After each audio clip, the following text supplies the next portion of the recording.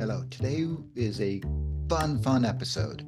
We talked to Crystal Lowe, who most of us sleuthers know as Rita from Signed, Sealed, Delivered. But she also is going to be making her directorial debut with Shifting Gears over on the Hallmark channel as part of Hallmark Channel's initiative of Making Her Mark, which is about promoting female directors. We have a great conversation about that as well. Plus, we have the guys from Muse Entertainment, Joel Rice and Mike Barbuto, who were the producers of this. But they also produced Signed, Sealed, Delivered. They produced True Justice, who we talked about earlier this year, as well as the new Aurora Teagarden, the prequel. So they had all sorts of fun backstories, behind the scenes things that you just are going to love. But Crystal also gives us a little hint of something that's to come that I think everybody is going to want to hear. So let's go, buckle up. Now we're going to talk. This podcast was created by fans for fans and is not affiliated with or sponsored by Hallmark or the Hallmark channel. Today is another crazy day. 3 guests. I have Crystal Lowe, who is making her debut, or directing debut, not her debut, coming up in Shifting Gears. And then I have the Muse guys who are producing it, Joel and Mike. Hello, all. How are you guys doing today? Hello, Eric. Good. How are you Hi, guys? Eric. I will say I had the Justice Warriors, which obviously Mike and Joel, you are very familiar with, who had them on as this crazy big one, and getting a bunch of people tends to get a little nuts. So I have my list of questions, but I'm also prepared for this to go completely off the rails and just turn into a fun dialogue. So we're gonna have at it, and we're gonna see how it goes. But I can tell you that they're a bunch of animals. They'll step all over each other. We're a much more civilized bunch, so we should be able to keep it in check for you. Yeah. I thought you were calling Crystal and I animals. I was surprised. No, he led with that.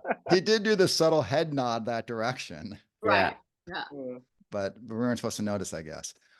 All right, Crystal. Well, today is International Women's Day, so it is an absolutely fantastic day to be talking to you about you and the Making Her Mark initiative and your, Hallmark directorial debut. So I just want you to maybe share a little bit about what the whole program, means for you to be, the first person in it, just to take part in it, what it means, the whole purpose of it.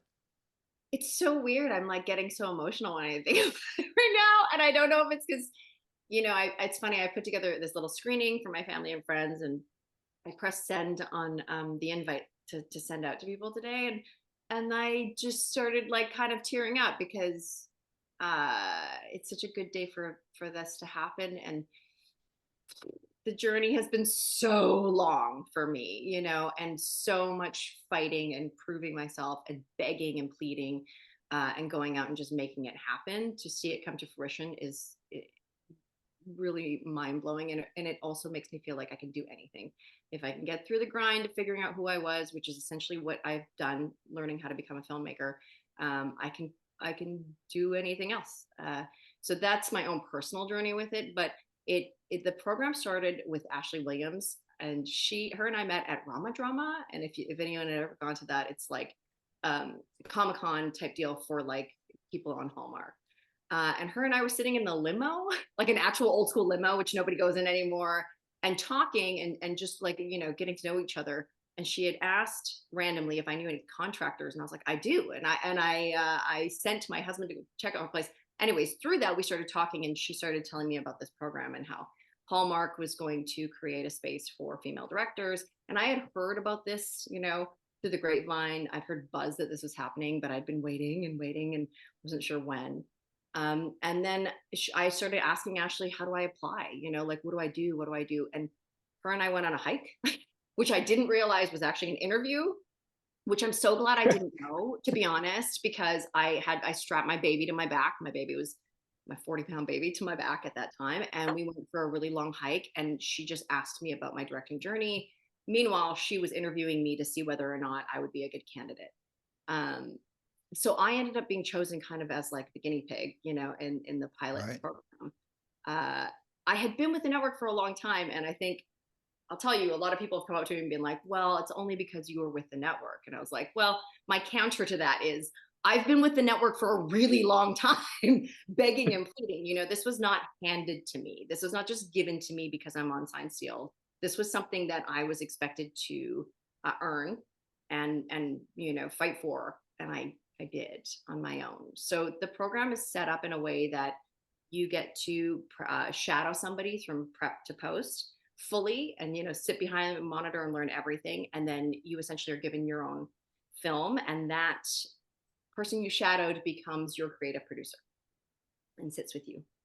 So that's kind of like the overall of what we did. All right. Well, I saw your little Instagram post that you had yesterday about your hike and getting lost. So Oh my God. I guess it was a good thing that that wasn't the hike where Not just go with lost, Ashley and just I lost. slid down on my butt down an Right. entire, like I'm never listening to other people tell me where to go again, but it was an interesting, I'm going hiking after this too, because I'm a crazy person, you know, always up for a challenge. All right. Now, from Muse standpoint, when this movie came around with the shifting gears, was this like supposed to be part of the initiative, or did it just coincidentally align with being the Make Her Mark date, guinea pig program? Yeah, so I'm not it wasn't planned this way, and I'm not exactly sure what led to this show being chosen.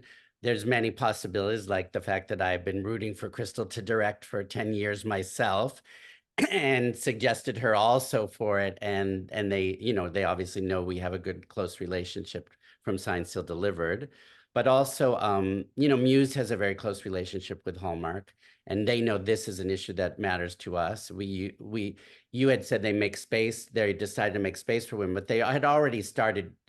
They were already doing that with more experienced female directors, and we hire a lot of female directors in general. But they were trying to make it more accessible to more women, and that's sort of the spirit of it. So I was thrilled. They asked if I minded that this one would be, and I'm like, mind, it would be our honor.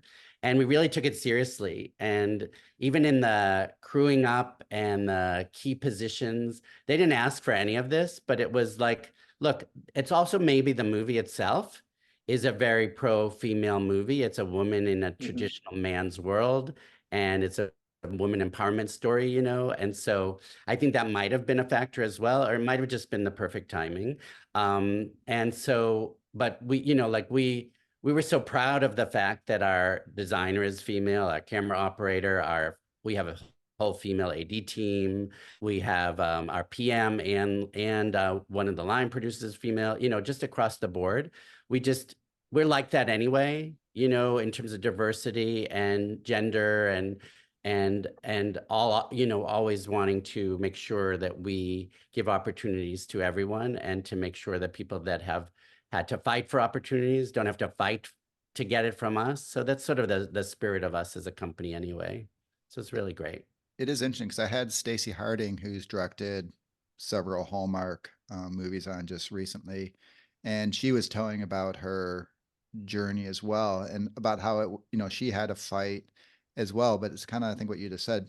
For her, she didn't have to fight once she got to Hallmark, because she was a little, she'd created a little bit of established directing, portfolio there. But it does seem, I guess, then the coming for the first time was a little more challenging.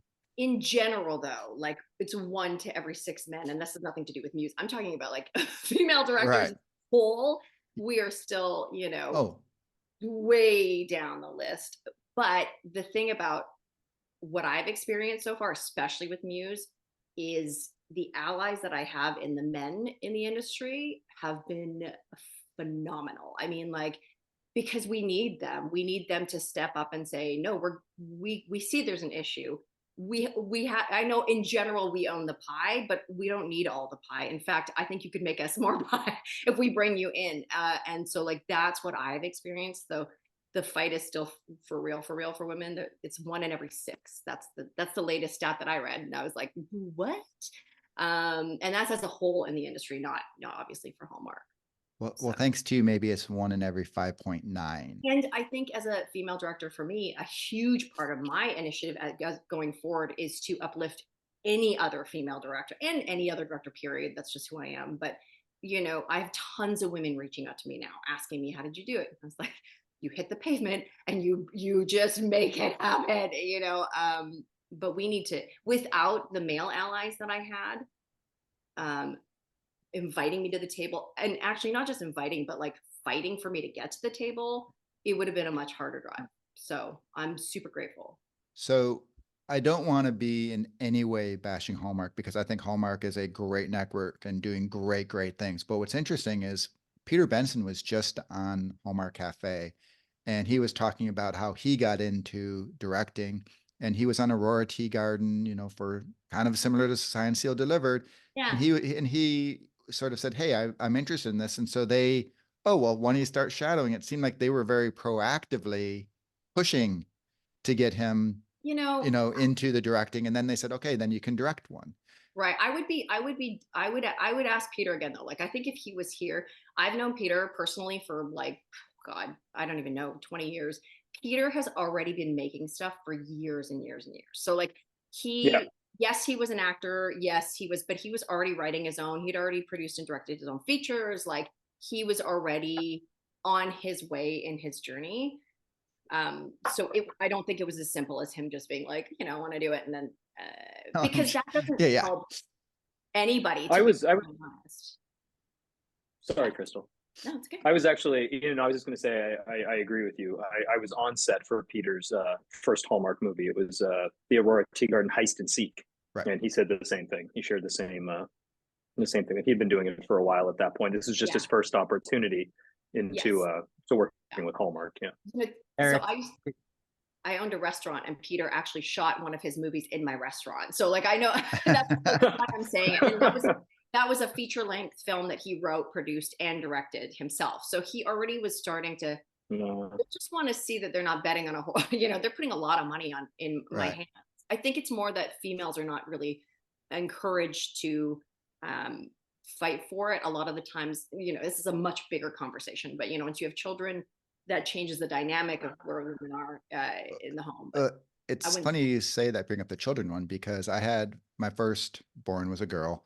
And that like immediately turned me into the biggest feminist, I think, on the planet. And I, you know, ever seeing your child and just wanting it to be great for her, that's kind of, for me, it's just like, you can do anything. And so, yeah, that's second generation. Same for me, because I have two daughters, and actually Crystal is very close to one of my daughters. She babysat for her kids and stuff.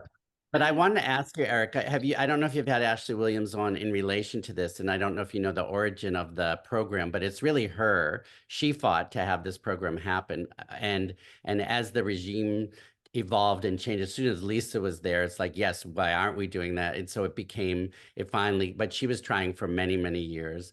And they also really had that moment where they shifted gears. Shall I try a pun? Oh, well done. And really made it a priority. Hallmark made it a priority for many of the executives to hire women. And then the two mentors that Crystal had are directors that Muse works with all the time.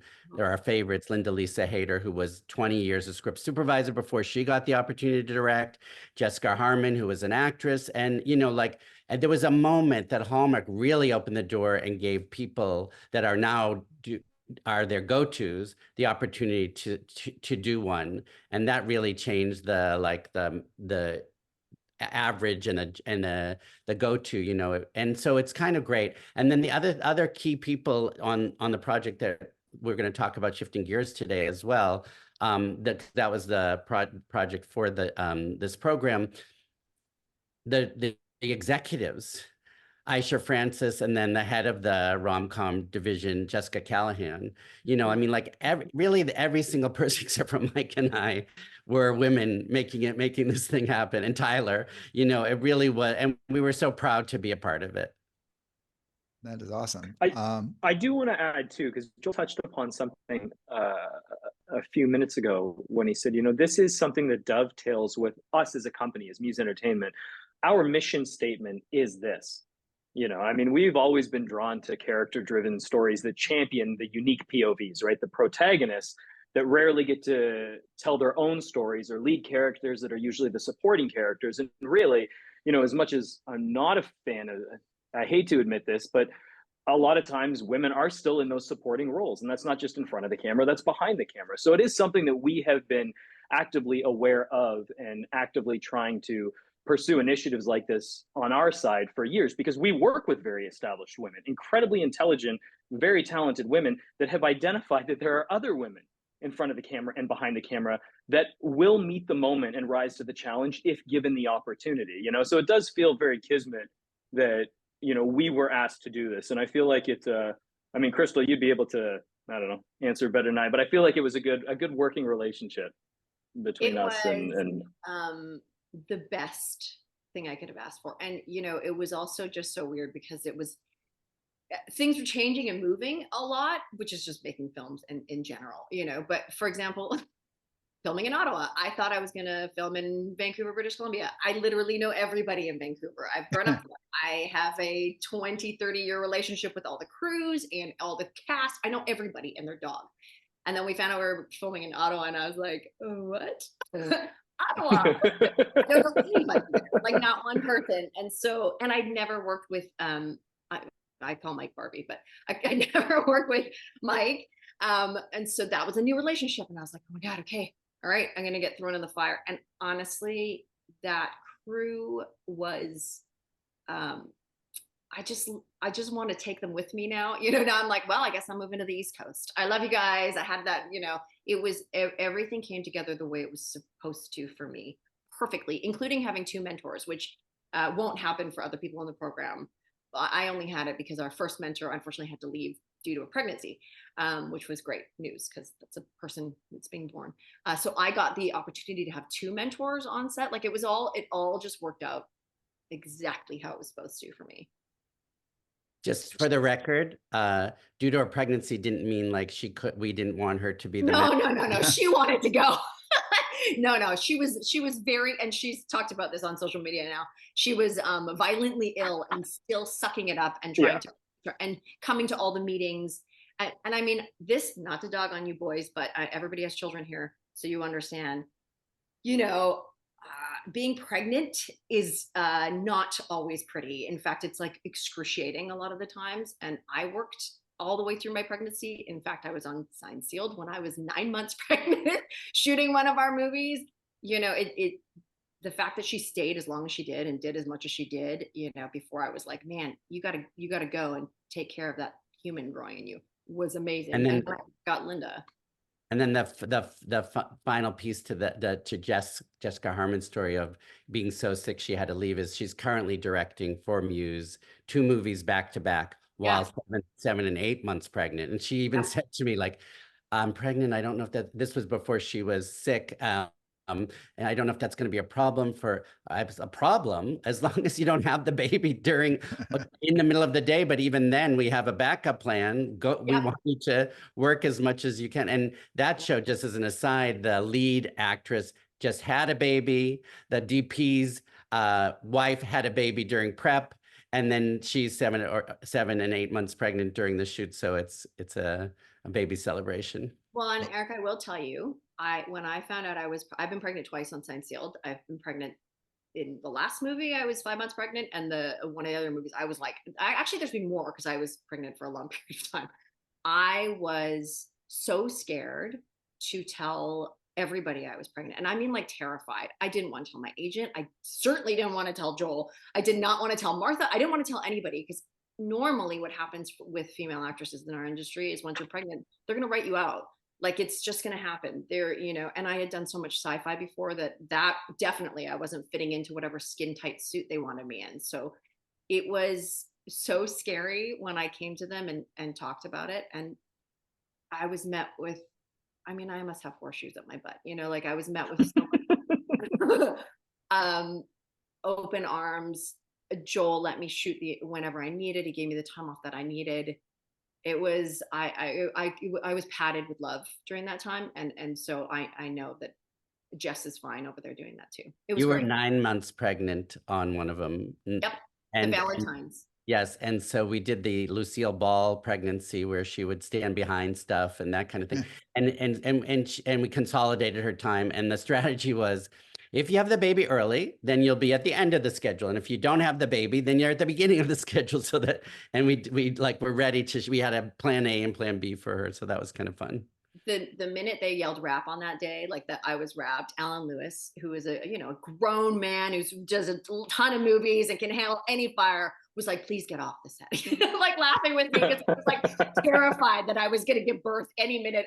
I mean, I was so pregnant on that show. And it's the only time Rita's ever sat in Eric's chair. Like I sat in Oliver's chair, which is super weird. I normally would never have done that. It's just that I was so pregnant that they're like, well, we'll put you behind his desk so that it covers your belly. I was like, okay. Yeah, it was fun. Well, that I would say that's kind of a hallmarky thing too, because Jill Wagner, I think she was Oh, yeah. pregnant in 3 of the Mystery 101s, and I've heard some of her interviews where it's a similar thing where it's like, oh no, I'm pregnant, what's going to happen? And same thing, they embraced it. And I guess speaking of embrace, from my understanding, like one of the biggest issues was it was like she was 5 months, 6 months pregnant when she first had the first kiss, and it was like how to get with the belly, and they were trying like that was the big issue, is just how do you get that kiss, not the pregnant. They accept it, so that's fantastic. All right, so just quick, like does Muse have any similar initiatives that you do to help promote women or other diversity as far as growing in entertainment? Because it is, we're 3 white guys here, whatever, that's the history of it, right? But it is changing and everything like that. Is there anything you guys have, officially? It's our brand. It's bigger than our initiative. It's our brand. So we had a series on Apple called Best Foot Forward, which featured the first young adult leading role of a kid with a prosthetic leg, played by a kid with a prosthetic leg. We did the first gay Christmas movie for Netflix called Single All the Way. We prioritize diversity. We're going out with a show right now starring Alex Newell. I don't know if you know who he is. It was the first non-binary actor to win a Tony, and he's from Zoe's Extraordinary Playlist. We sought him out. So we're small enough that we don't really have initiatives, but we have priorities, and we have our mission statement. So that's more how. Yeah, and that's the best way that we can help change effectively, right, is through the product that we put out there for the world to see. And that's what I was saying is, we are always drawn to the stories that champion the unique POVs of the lead character that historically has never been able to be the lead character. We did Hallmark's first Korean Christmas movie. We did Hallmark's first Kwanzaa holiday movie. Those are things that not only, I don't know, give a voice to a culture or, a story that never would have been told, but it also educates people, and it's fun and it's exciting. You know what I mean? Just to see something different like that. I think that's just who we've always been, and that's what I meant before when I said, I wanted to touch upon what Joel had said, because it did feel very kismet that, we were given the gift to develop Shifting Gears, and then to find out that it was going to be paired with this program, and then to find out that through the program it was going to be Crystal directing. I mean, all the stars just kind of aligned. And yeah. So you guys didn't bring Shifting Gears to Hallmark. Hallmark brought to you? No, we brought it to them. No, we brought it to them. Yeah. Gotcha. Okay. He just meant that it was going to happen. Like they get to decide whether to make it or not. Right? Wait, why do they get to Which say? is always a gift, to be honest with you. When you get something put into development, that's always a Yes. Crystal, now when you were, said, oh, hey, you are the, the guinea pig, as you said, did you get to choose which project you got, or did they pretty much say Shifting Gears is it? Have at it? That was up to them to decide. I think it was really, me shadowing Jess first, and then Jess saying, look, I think she's ready, through the shadow and talking to me and working with me and seeing if I could do it. And then I think it really just depended on finding the right time, finding the right cast, it's such I love to describe filmmaking as like a giant clock, and I talk about this with my crews. When you take the face of a clock off, it's like a ton of tiny little pieces all moving at the same time. it's actually a miracle that a clock works, you know? So that's what making a film, developing a film, that's literally what it is making sure that all the timing lines up. And I think it all came together. I also am very woo-woo, so I really believe in the universe. And I think that it brings us all together at the right place at the right time. It might not always be on my time, but it comes together perfectly. So the project was the right fit for me.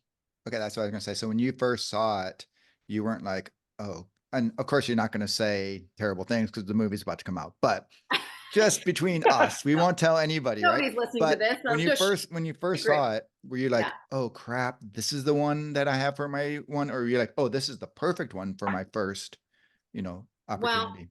two things I'll tell you about me. I'm like oops positive, right? Like that's just the type of person I am. I am a silver lining, chaser. So like there's never a time where you give me something where I won't look for all the positives and the silver lining behind it. But I grew up around cars, which is super weird. So as soon as I opened it, I was like, oh, this is so silly to talk about, but once upon a time, I was like Miss Molson Indy Canada, right? So I traveled with all the Indy race car drivers all over. And so I've been around cars forever. So that was a weird, fit for me. And there is nothing better than, for me, a female that I can showcase in a, man's world, man's position, through my gaze. Like I was like, oh yes, now I can show you what we look like from my point of view. Now I can specifically do an amazing shot of like her standing in her power, in her mechanics and just owning the room. And yeah, it's a more male dominated industry, but like that's only because we weren't really invited to that that garage, not because we couldn't do it. And so that was really important for me to show her the way that I see women in any position, which is a much more powerful stance. So you had mentioned earlier, I think, Joel, just how it was such an important, the initiative was so important for Hallmark. Were there any, did they give you more resources or more support for this movie than they normally do because they just wanted to be a success? Is that why Tyler is in this one? Just because you can get all the Hyneses and it's just, we want this movie to be successful, so they I just want to tell you, it's give everything? Hynes. We have to say it right because they're the Hynes, Oh, not the Hynes. Hynes. They're very Hynes. important to me. Okay. Oh, yes, I know they are. I will champion for them. Yeah. Joel, Yeah. go ahead. So they definitely put their money into the program and making sure the mentors are properly paid and all of that kind of thing. We didn't get more money for it. Tyler was the perfect person for it, whether it was the program or not. Yeah. So, I mean, they do want it to succeed for sure. I think they wanted to definitely go with a company that they trust so that it can succeed. We were along the ride for the guinea pig with Ashley, figuring out, well, how much, at what point do you let Crystal decide? And then I have to call Mike out because he was so excited about it. He wanted to give Crystal the perfect experience. And I said, no, you can't give her, you can't say yes to her when we usually say no to her, no to the person. You can't spend because Crystal wants it because it's this program. That's not really, that's not the best training you could give someone, is to have it seem like it's going to be a certain way going forward, because then she'll go into the next one. I did say to her, because obviously it was a great experience, so we did do it to a certain extent, but it's really the way we are. I mean, she was normally for Hallmark, the director gets the job and they start prep the next week. She had a month or two beforehand. Yeah, and so that was it. I said, that's not the way it's going to be here. I know you want us to do all this 6 weeks before we're starting prepping, but and that's great. It's a gift to us too, but we don't usually I spent a lot of time saying, this isn't how it's always going to be, Crystal, because it was, but we also said no to her and said, you need to come up with another way to solve that doesn't cost triple, we did all of the things that we do. She should have that experience like anyone else. In my defense, I will say that she is very scary, though, and very intimidating and difficult Obviously, to say no to. She can be a bit of a, especially dressed as Rita, because that's when I really pull out the big gun. Just dressed as Rita, and I'm like, how are you going to say that? I'm the cutest. But he, that producer, especially the hands-on producer, like on the ground producer with me, working experience. Yes, they were tough on me. Of course, they told me no when I wanted things, because I'm always going to ask for everything if I can. But I do feel like I was very spoiled with my experience with Mike, because he's a really, really, really good producer. He just knows what he's doing, and he can get things to work the same. So I think, Joel, honestly, I'm spoiled no matter what now, because like, unless I'm working with him again, my expectations are high, from whoever the next producer comes in. But we were also spoiled at having it be Crystal, because I mean, sometimes not knowing how it's done is so interesting to someone who, like myself, who's done so many. Of course, she knows because she's been on set her whole life, but not knowing what the director does. Like, I don't know what other producers do. I came into producing as a social worker, and then my very first movie, Hal Holbrook said to me, like, "You're not like other producers," and I, of course, thought that was a bad thing. And so I said, "Well, what is it? What is it that I'm not like?" And I won't say what he said about other producers, but like we travel in our own lane in that way, especially if producers, because we're not on other sets. But Crystal did things like bringing in people on the crew on the ground floor to the philosophy and the design of the show, so that of course she did that with the designer, but she did it with the grip, with the, every department was invested in and aware of, like, the holistic strategy visually. And they would say things to her like, like, no one's ever asked me that before. And that's terrible that that's true, but it's also great that that reminds me to not just do it the way that we've been doing, but to always consider that there's always room to do more, be better, grow, be more inclusive, all of those kind of things.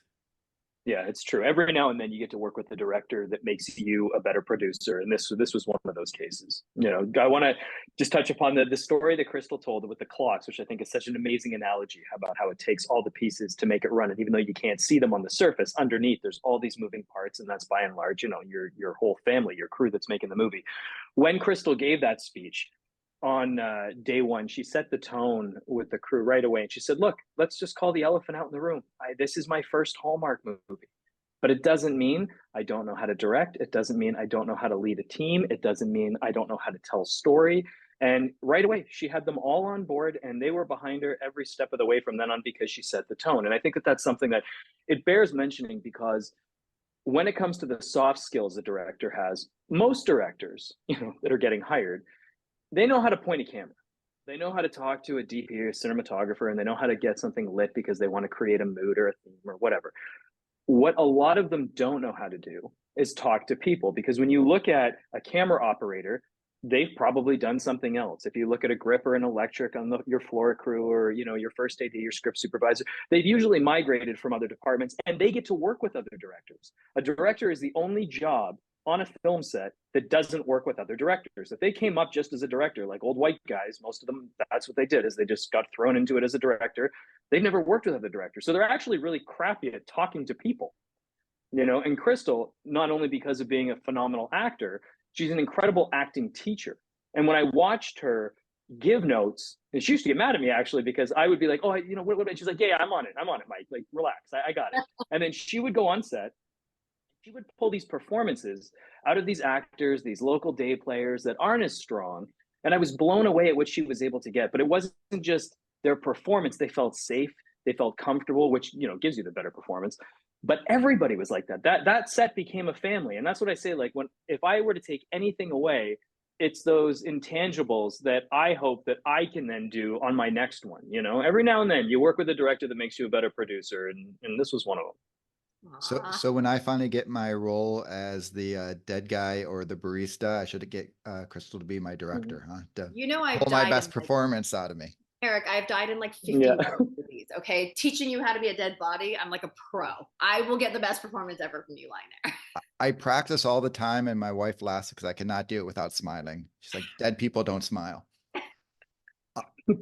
So it's happening. My dream.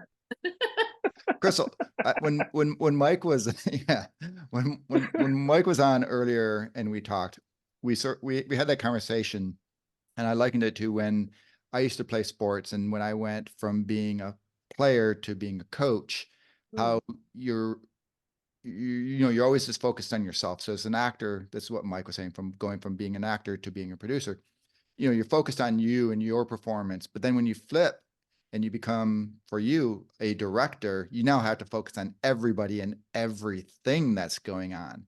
What was like, now you did get to shadow and get a little experience in it, but when it was you, what was like the thing that you just found like, wow, crazy when you had to be responsible for everything? Okay. This sounds really, I don't know if this is like fluffing my own ego, but I love being responsible for everything. So, Oh, so you have some I, control issues, is what you're That's saying. maybe a little, code for like, bossy. I prefer that position. This is such a silly story, but when I was in kindergarten, I like started my own company. I hired the other kindergarten kids to clean the entire area of my special space that I decided that I bought, and I paid them with hockey cards and got in trouble for it. Because they were like, you can't do that. And I was like, why? I'm paying them and this is my team. Like, I've always wanted to be the person who had a team. So that part wasn't so much. It was just more like the parts where I was like, oh, this is a 6-hander. Oh God, I have so many people to cover in this. You know, like really the technical stuff of it, the being in charge and having everyone kept saying to me, you know, everyone's gonna ask you a million questions. You're gonna get questions from everywhere, and it's gonna drive you crazy. And I was like, I love getting that part. Doesn't stress me out. In fact, I would prefer they ask me questions so I can tell them what to do, so that they like, so we're all on the same page, and you're doing it the way that I need you to do it. What was more stressful for me was just like, we have to block shoot this, you know, and those are things that I need to just be thrown into the fire and practice. And I just hadn't been thrown into the fire to have 6 people in the shot and get everybody's eye lines.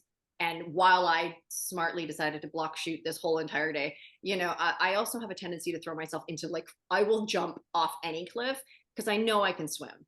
I learn better that way. It's so that sometimes was a little overwhelming. And there was, I'm not gonna lie to you guys, there was definitely days where I was like, I'm gonna go take a candy break outside where nobody could see me, you know, and I'm just gonna breathe.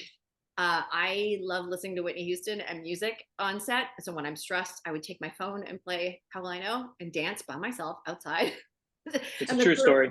That's true. Story. And then, you know, I had this amazing DP, and he was so funny because he's like, you know, kind of a not grumpy. I wouldn't say that at all. He's more like reserved, you know, quiet. And he was like, are we going to keep listening to Whitney? And I laughed, and I was like, I don't know what else you got. Right. And so the next couple days he would come in with like song suggestions. And I was like, this is the best. Like, it wasn't though. It was like Iron Maiden and old school heavy metal. It was awful. It was more that he was bringing like song suggestions to me, you know, oh, this is how you cope with stress. It's snacks and music. I'm like, yeah, we need to dance it out. I need to do that part. And then you need to explain to me how I'm going to get all these eye lines in the next 30 minutes and you know, so that was what was more stressful for me, more of like the technical stuff that I had done. Well, I don't know if you're being a very good Canadian if you're doing the Whitney Houston versus the Celine Dion when you're going for the big diva voice, but I don't know, you may lose your citizenship. We canceled it with a little Bryan Adams, so we were That's good. True. We covered all our bases. That is true. And I will bring Celine. Don't think she's gone. There's I have a million movies to do. So yeah, but by the end of it, all the crew is dancing, and you know, I just try to make it a enjoyable place because you're with each other for like 15, you know, 12 to 15 hours a day. I think of making a film like summer camp because it feels like that, right? You go in there, you fall in love, you hate each other, you become best friends, you play a sport, you know, you do this thing because it's so intense for that short period of time, and then you all cry when you leave and go, all right. I mean, and you never do, but you think about those people because making a film is like this special, crazy moment where you're in the trenches together, and it's the best. All right. Well, we said that you have Tyler Hynes in this one. For having this be your directorial debut, having one of, I would say he's probably like on the Mount Rushmore of the Hallmark, you know, men right now. Yeah. What was it like having someone of that magnitude that you had to boss around? Because from what I've heard too, Tyler he is a strong-willed person. So having like that as like you say, once again, your debut. Yeah. I mean, anybody who's been in this industry as long as Tyler and I have, which is like 30 years, is going to be strong-willed because you cannot survive in this industry if you don't understand who you are and constantly are pushing yourself to grow, which is what he does, you know? So he's trying to push himself to make the best product he can ever push. I don't think that's a bad thing. I also think that having years and years of experience as an actor just gives me shorthand. I can have a conversation with another actor and we know what each other's doing within 5 seconds. It's not like, you know, that's the home court advantage that I'm going to come in with. And so I don't, even if I was working with Tom Cruise, I don't think I would just want to get down to the nuts and bolts of it, which is, hey, I know this job and so do you. So can we just talk? And that it was easy. Like there was no, I didn't look at it that way. I just looked at it as like, here we are. Let's make something beautiful. Let's treat this like it's our own little indie, you know, and just try and find some nuance to all our performances. It was like that with him and Kat. So it just felt like I was meeting my peers, which was wonderful. Well, Kat's a little bit different though, because she just recently directed her Hallmark movie. So was it like helpful having, once again, another female who just directed a Hallmark movie on set? For sure. Kat is super, super, super willing to play. And that for me is like, I just want to play, you know, and I'm talking in acting terms, but like I want to throw things and see what hits. And Kat was really, really willing to do that. So that was her superpower, I think. Plus she knew what was going on and she understood it. But again, like these people are my peeps, right? This would be like you meeting up with a bunch of other podcasters. I don't care how big the podcasts are. You're like, bro, I got you. You got me. Let's just sit down and get this stuff going. So it was a very warm, easy environment with actors like that. That's the least of my concern. It was more like, where are the grips? Can I talk to them and make sure I know what everybody's doing? That was more of the, oh God, I'm working with this DP. That was more of what it was for me. All right. So in this movie, are there Easter eggs? Are there things like as a fan that we may not notice that's going on that sort of made it like maybe, you know, someone's in the wrong clothes in one scene or something like that? Do we have anything to look for? Those Yeah, aren't Kristen called Booth. Easter eggs.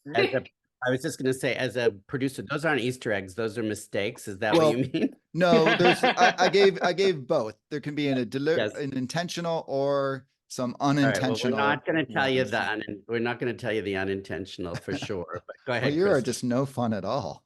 I would definitely look for Kristen Booth. Which And that is my giant Easter egg, the biggest Easter egg filled with the best bubbly prizes in the world.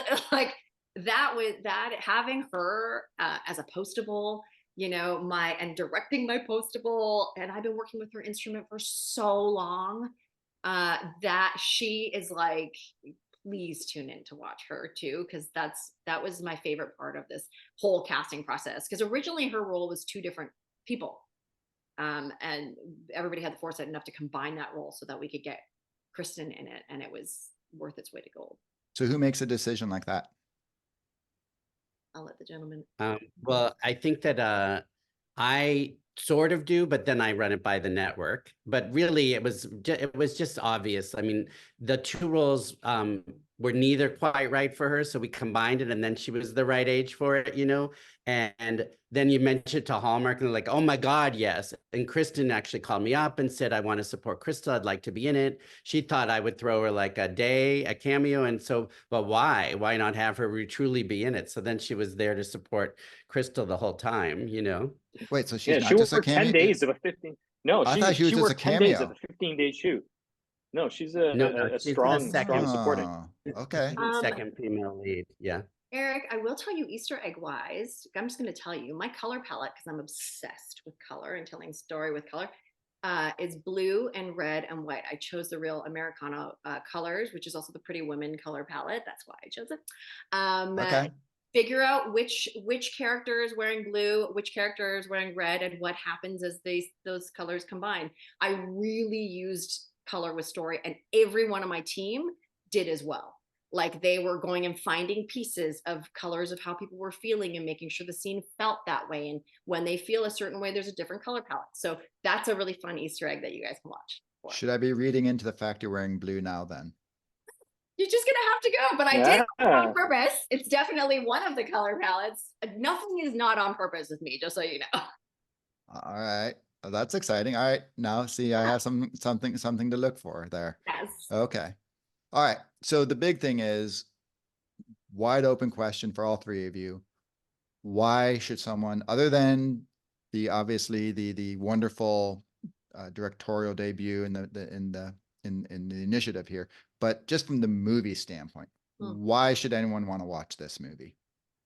Oh, well, first of all, it's a female. It's in a job that we never get to see on screen.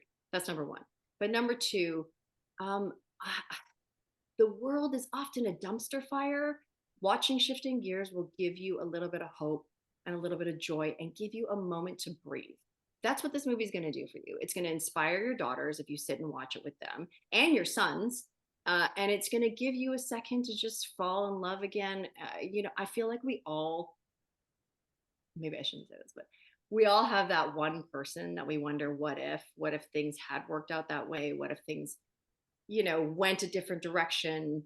What if? And we're always kind of questioning that. And especially if you part with that person, right? Especially if you're gone for a couple of years and you both get your own lives going. You go, yeah, there's a reason we didn't work out. It probably is for the best. And you justify that in your mind. But somewhere in the back of there, that there's that person and that they're the other half of, your piece. So this is a movie for you if you've ever experienced that and you want to fall in love again. That's what I would say. Gentlemen, what about you? Yes, Muse. Eric, you had asked me that same question when we talked about True Justice the last time we got together. And at the risk of recycling my answer, I'm going to. This one does have something for everyone. This is your classic love story.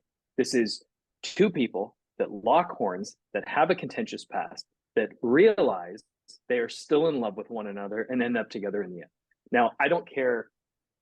There's a reason that construct works. Nobody tunes into Romeo and Juliet to see if they end up with other people. You know what I mean? The love story in this one is so strong. But when I say it's got something for everybody, it's also got a 67 Stingray rebuild. It's got a 68 Buick Skylark.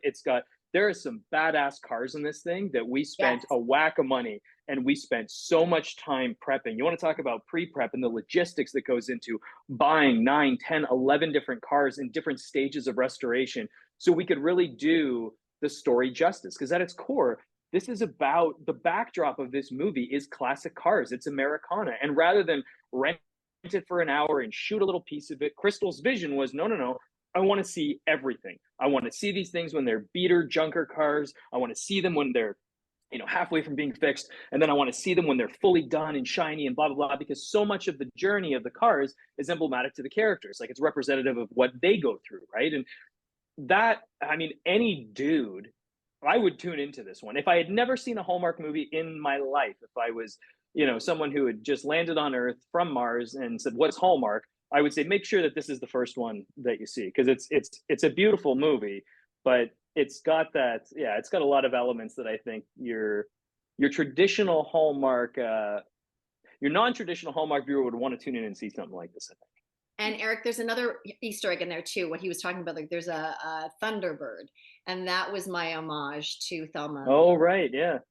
And so I specifically asked the entire Ottawa team. I was like, "Could you get me a 1976 Thunderbird?" And they were like, "Yeah." I'm like, "What? Can you?" And they did, and that was me. Thelma and Louise is one of my favorites, and so that car, and they actually I have photos of it. I can show them now on social media, but in prep, they named, like, we had multiple cars so we could paint them, Thelma, Louise, and the Cliff. Like, each car had their license plate was Thelma, Louise, and the Cliff, which I thought was hilarious. So I didn't get it. I was like, why is that one named Cliff? And like, someone's like, well, think about the ending of the movie. So, okay. But no, the art team and our transport, everybody that worked on that, they were just amazing. They literally drove from Ottawa. They would find somebody who was selling, a Thunderbird in Detroit, and they would get in the car and just drive all the way to Detroit to get it and bring it back. So we had the cars, that Crystal had in her vision for the movie. It was amazing to see how they all worked in lockstep with one another.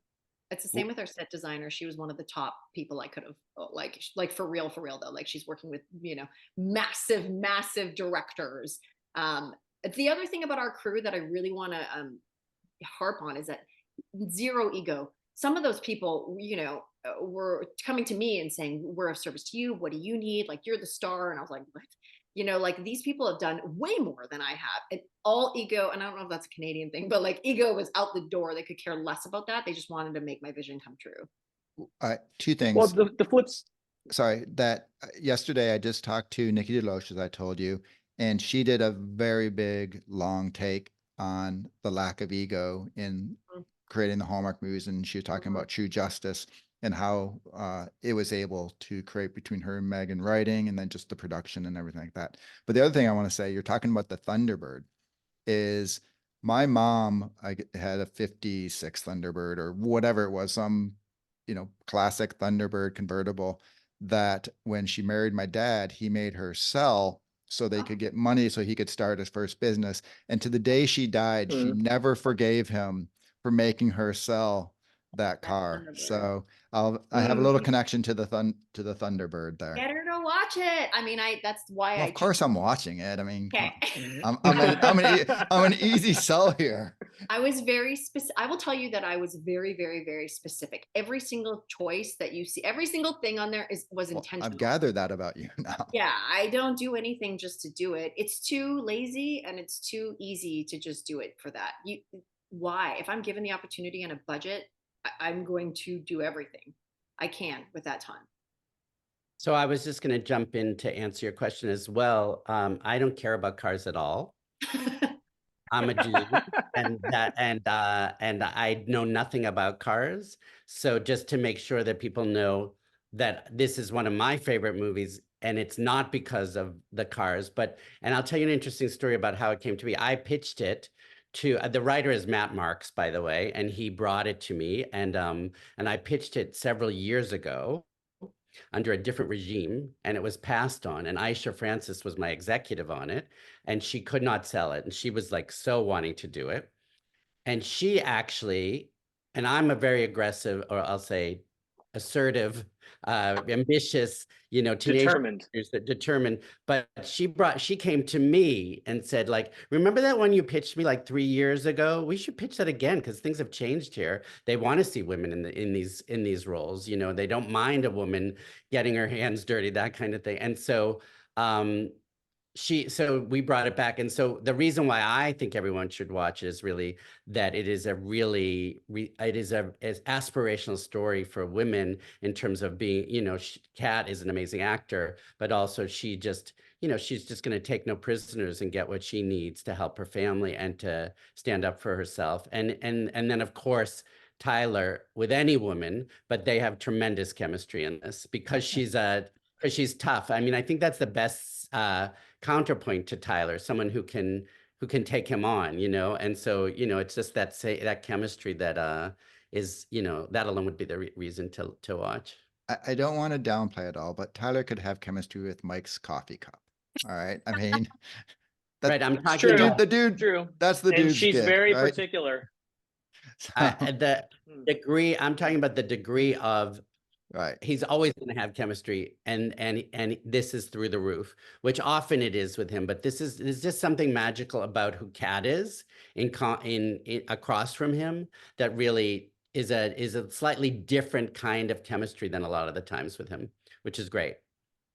Well, by the way, Mike, I could have saved you a lot of money. I could have just let you borrow my Prius.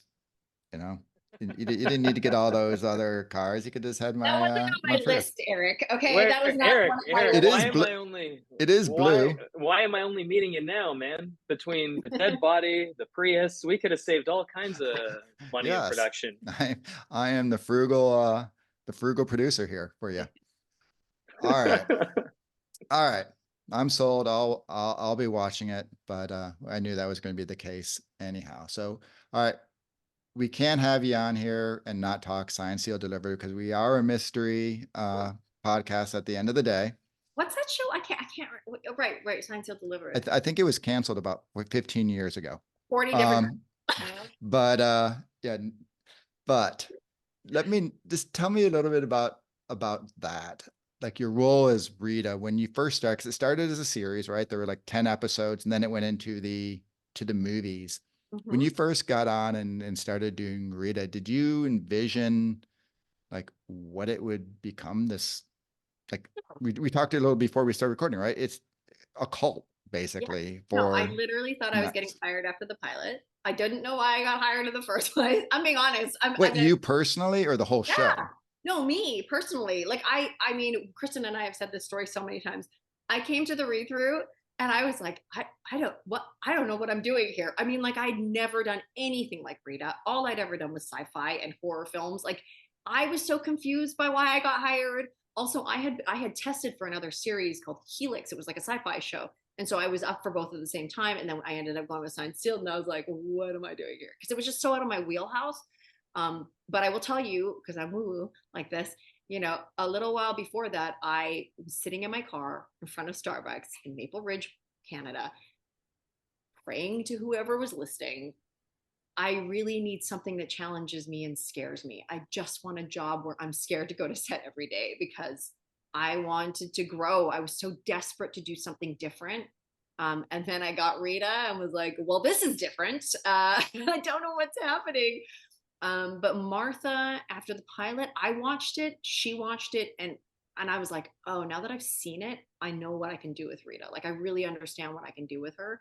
And Martha and I had a meeting, Front Street office, and she goes, you weren't who I had in mind when I first wrote this. Like it wasn't, but now that I have you, I want to write for you, which had never happened to me as an actor. That does not happen for you. Where the showrunner of Martha's Magnitude also is like, I want to reframe this character around you, find your greatest strengths, and push it that way. And so, ironically, we both had the same idea of how we wanted to play Rita, and she just started writing it, and it just started singing. I mean, literally at the read through when I walked in, Kristen was across the table from me, and I saw her lean over to Scott Smith, our director, and go, what is going on? Because she was looking at me and she didn't know I could see her, but I wanted to reach over and be like, I don't know. Man, I don't know why I'm here. I'm 100% getting fired. You don't know. I don't know, just because I think I did not look like the description of what Rita might have been in everybody's minds. What was Rita supposed to be then? I don't know. You can say it, Joel. I was gonna say, so Joel, you were there from the beginning, Joel would right? know. Yeah. Yeah, I sold it to Hallmark. Martha had written this as a pilot, blind pilot when she was at CBS, and it was two men actually. Shane was a man, and we changed it, and then we sold it to Hallmark together. And then when it was no longer a series, it was just perfect timing because they were just starting the Mystery Channel, and they loved the show, the people in charge, but it didn't do as well as some of the other ones out of the gate. And so I said, well, let's just do movies. I just, woke up thinking that, and now we've done. We are experiencing technical difficulties. Please enjoy the music. Are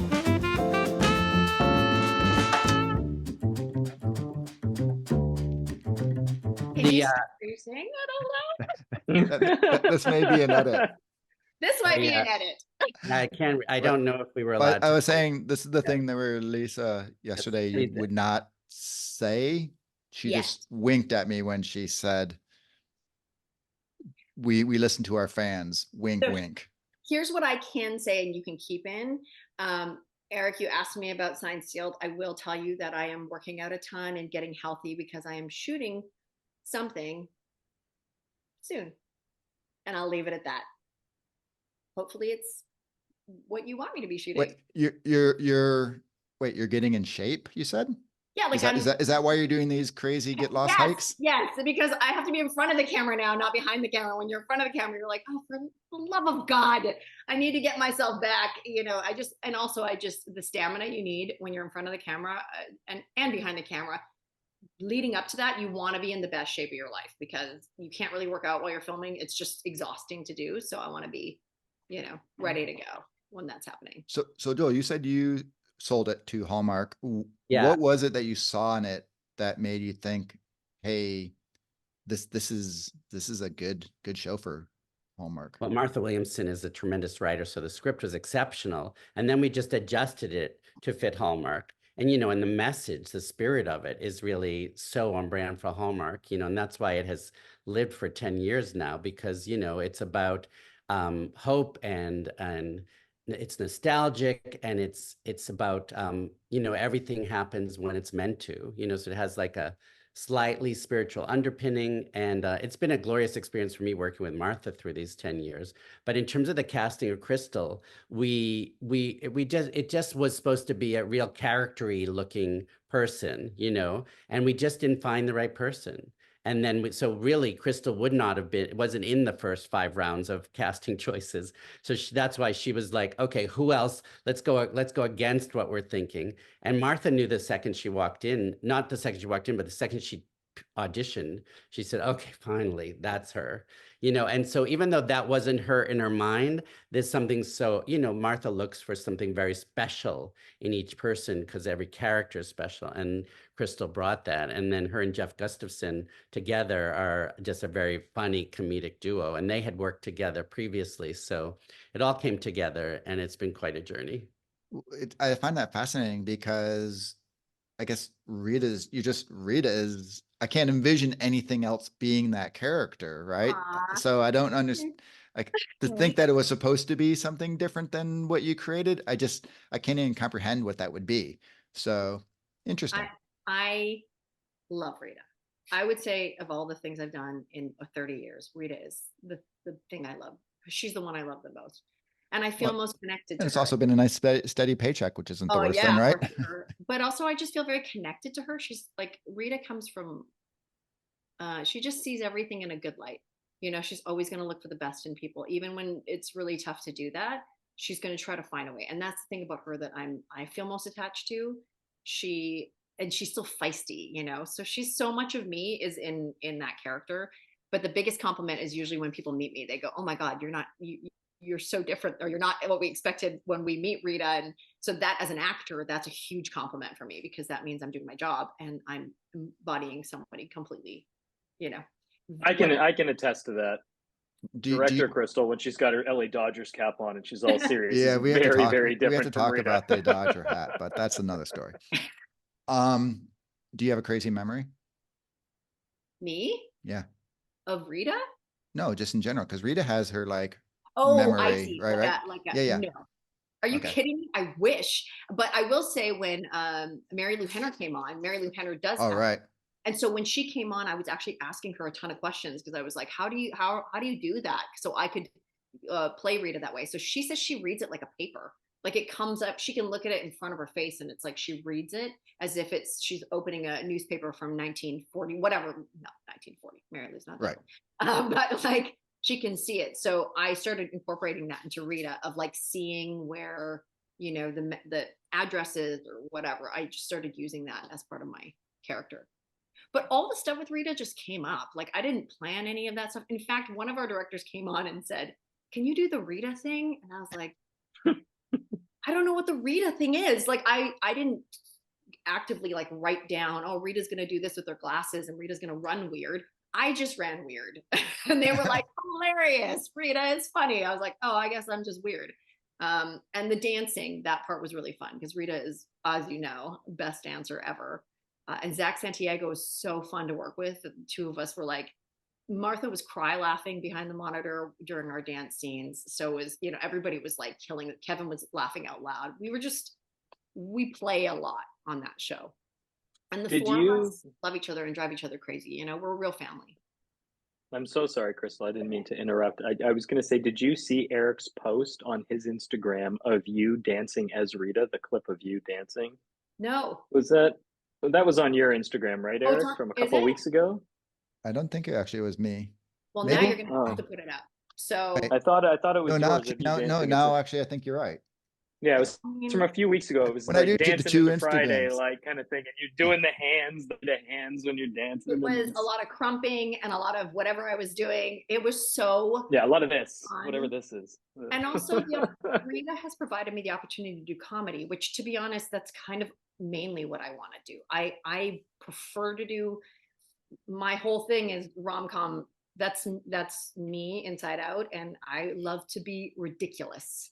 As ridiculous as I can be. Please put me in that ring. All right, we're gonna go back just for a quick brief. Is shifting gears funny, or is it mostly a rom? No, okay. I think it's a rom-com. I think there's lots of funny moments in it. I always try to infuse funny.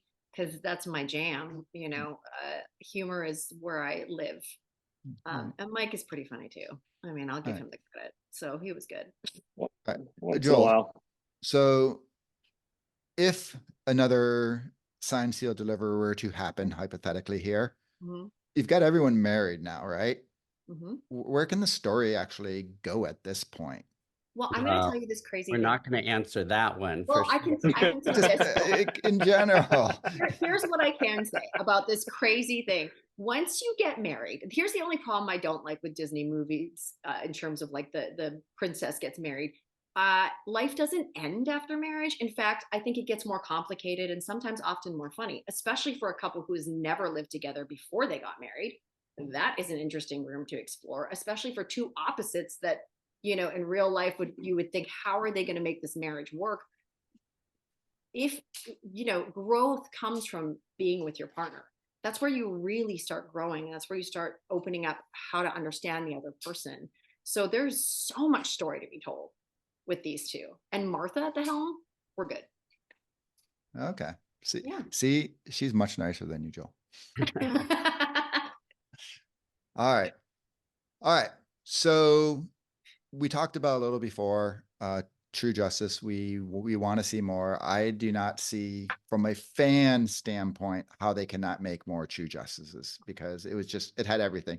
That ensemble cast, I was really nervous. It's funny. I was talking with Andrea about this one because it was a movie where we talked to you and we did our podcast, and everybody actually listened to it, from Nikki all the way down to Alex and Sarah. Like, they all listened to it, which scared the crap out of me. I was like, thank God we loved the movie, because, and I talked to you. I'm like, if we had, hated it, this would be terribly like uncomfortable, but we loved it. So that was good. But we know at the end of the day too, there's a business aspect that comes to the movies. How are the ratings for it? I haven't seen anything. The ratings were excellent. I mean, we what's tricky is that the Hallmark audience is really loyal to the people they know. Right. And so our core cast was people they didn't know, even though Kat McNamara has 5 million followers, etc. But the idea of Nikki Deloche, who wrote it, being in it, and then her asking Ben Ayers to do it with her, really enhanced a very high concept, interesting idea that people wanted to watch, but then it increased, I'm sure, because we also had Nikki and Ben, who are a beloved couple on Hallmark, and that they're a couple on this. So I think it did quite well.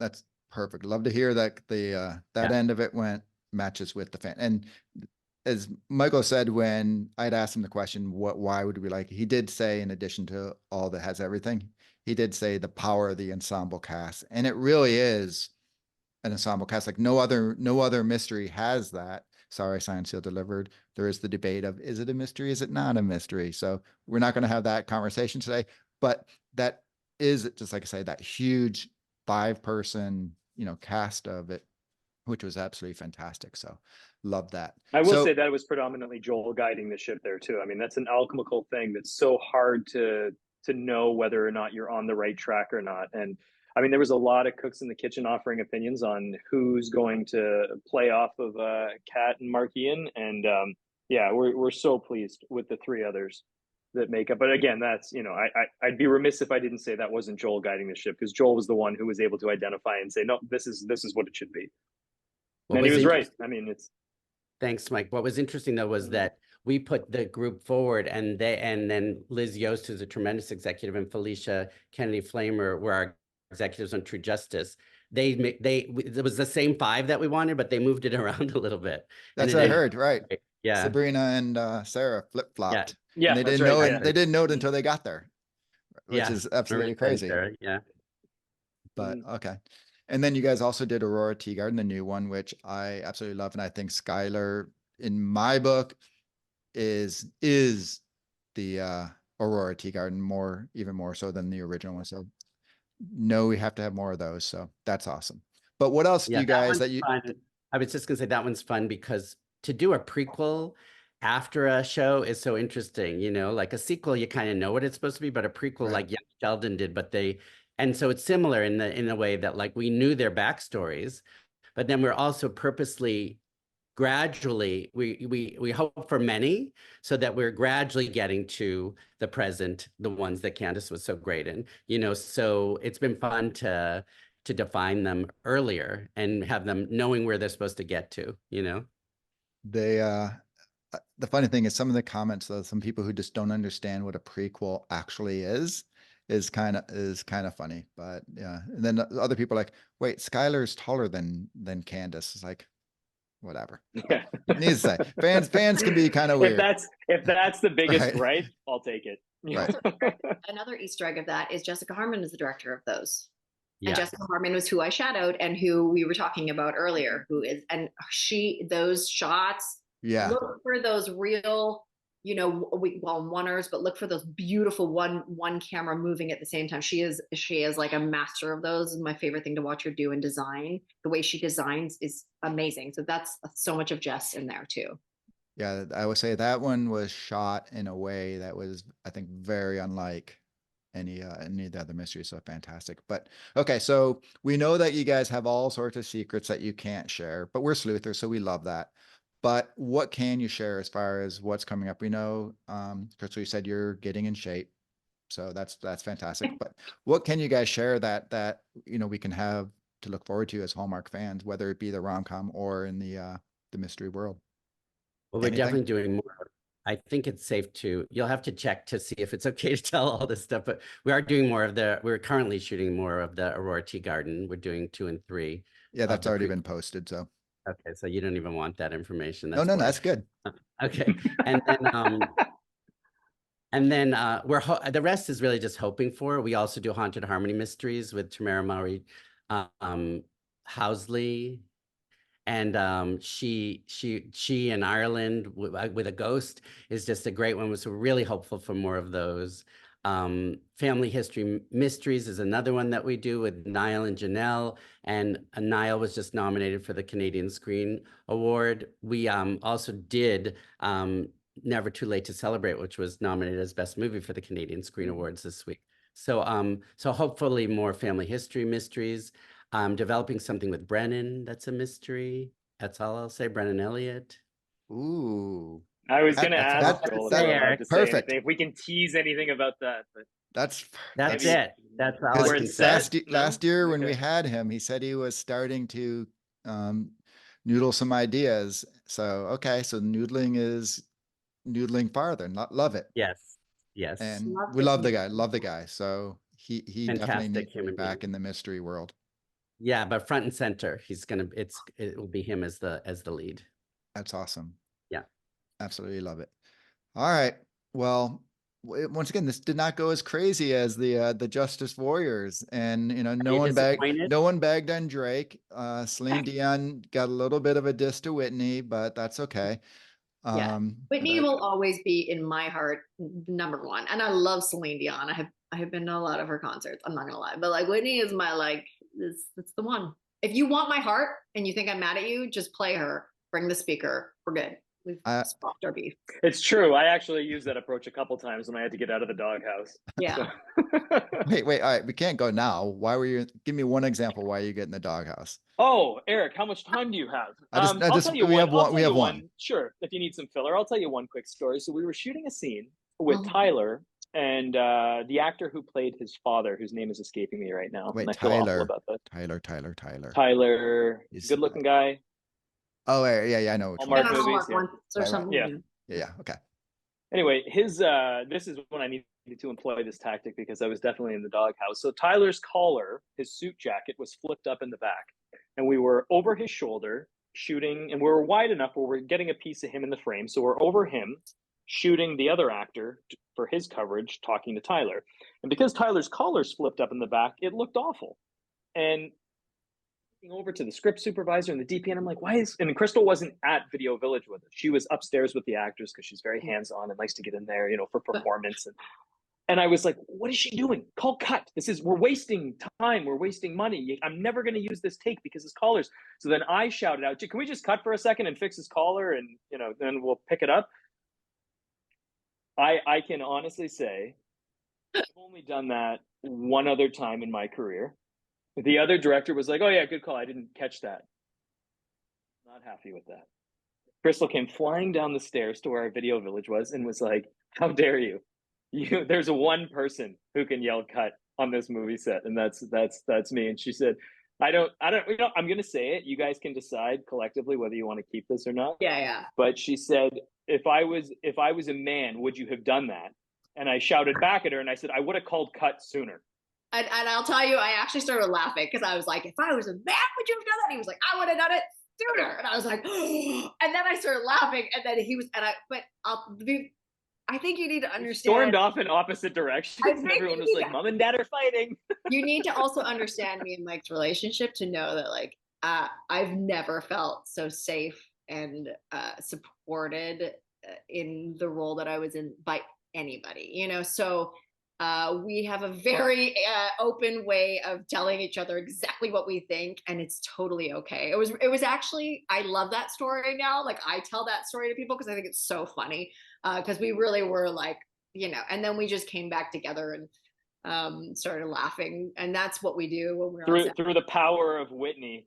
We would fight, laugh, and then dance. You know, a dance party outside. We were able to make up, and then we would make up. Short-lived, so that takes me feeling very safe with someone. You know, like I never felt like I couldn't challenge my producer, and that he couldn't give it right back. You know, and that finding that dynamic with somebody is difficult. It never felt like there was any stress. So I don't know if you want to keep that story, but I love that story. Oh no, that's actually, it's an awesome story because first of all, it's funny, but secondly, I think it like really shows, you know, when I was asking before, were you nervous? You know, how did you go into your first movie?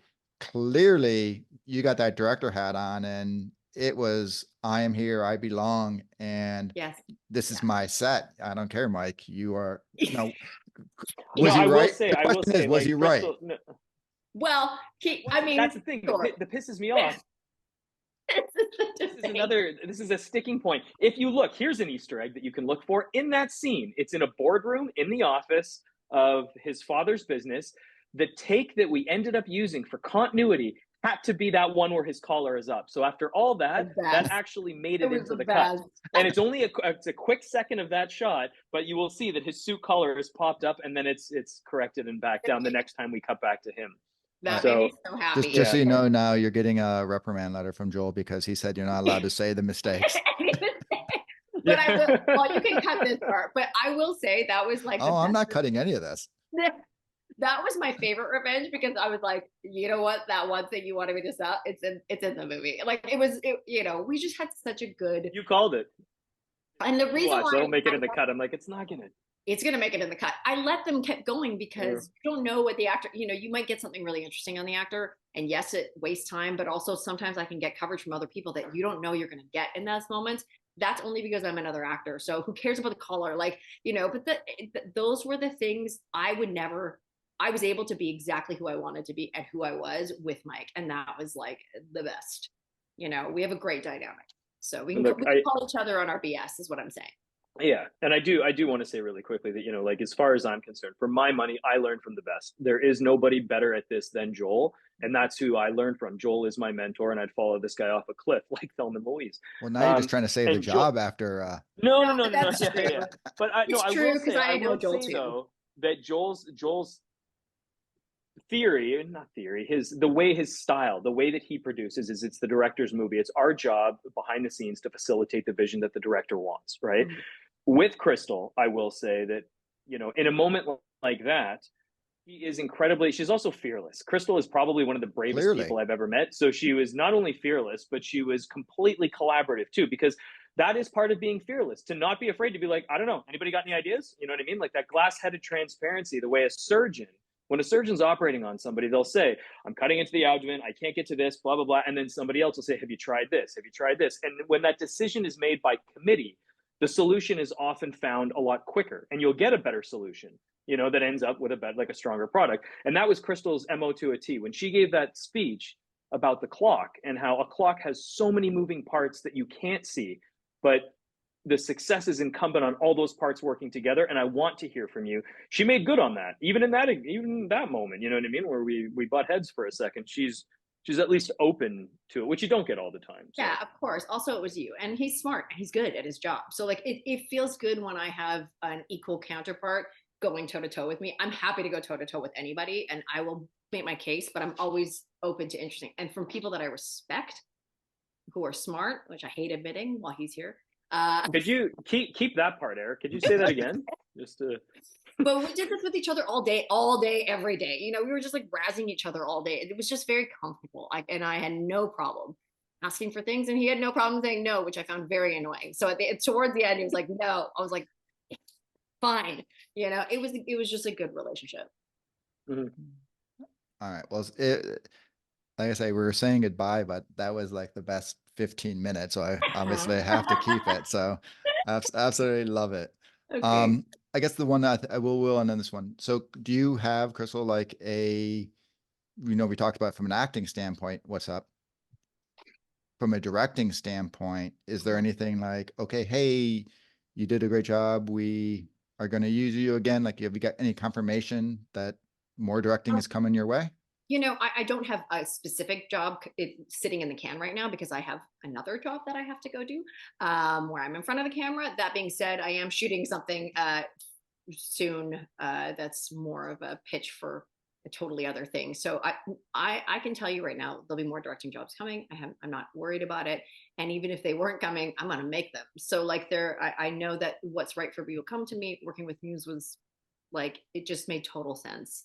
So I'm sure that's coming again. Do you think you're going to be like Mike, who, was acting and then decided he loved the producing and pretty much produces now? Do you think directing maybe? I honestly do all three. I write too. So like I look at myself and what I aim to be are people like Issa Rae and Phoebe Waller-Bridge and Mindy Kaling and women that are like show running their own shows, directing their own episodes and writing their own stuff and still acting. So I don't always have to be the star of the show. In fact, sometimes I'd rather be the weird sidekick because it's funnier. But I will be doing all three all the time. And I'm going to drag Mike back into it too. I'll give him these cameos just so he can pop in the frame and then pop back out. It just made me yelling. Yeah, we'll see. We'll see. Crystal's a much better actor than I ever was, so the transition was a little bit easier for me. We'll see.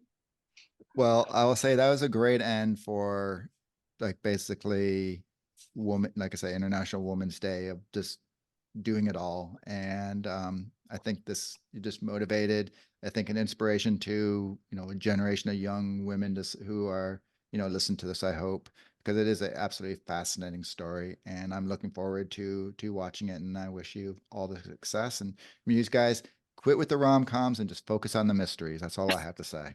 Okay? More mysteries. You got it, buddy. Thank you all for being on here. So shifting gears is coming on. When can we actually look forward to seeing this magnificent movie? Thank you. March 23rd on the Hallmark channel, 8/7 Central. I am like literally blowing the horn for the Earpers and the Postables and the Hynes. You guys, as a force together, like we are fully unstoppable. Also, I'm trying to figure out the acronym. So can you guys figure that out so I can call you the Hosterpers or whatever? We got to think of a whole new name for all of us to join together and show them what we got. Yeah. The Hardys too. We want the Hardys. Oh, the Hardys too. Please come over. And I was just talking to my sweet friend Viv Leacock about the Hardys, and he's going to tune in and talk to some of those people too to come on board. So sending my love to all of you guys. Thank you for being so supportive. We literally could not do this without the fans. They are my favorite people. And I mean that genuinely. And I hope I get to meet more of you soon down the line. All right. Fantastic. Can't wait. Thank you, Eric. Thanks, Eric. Guys. Thank you, Eric.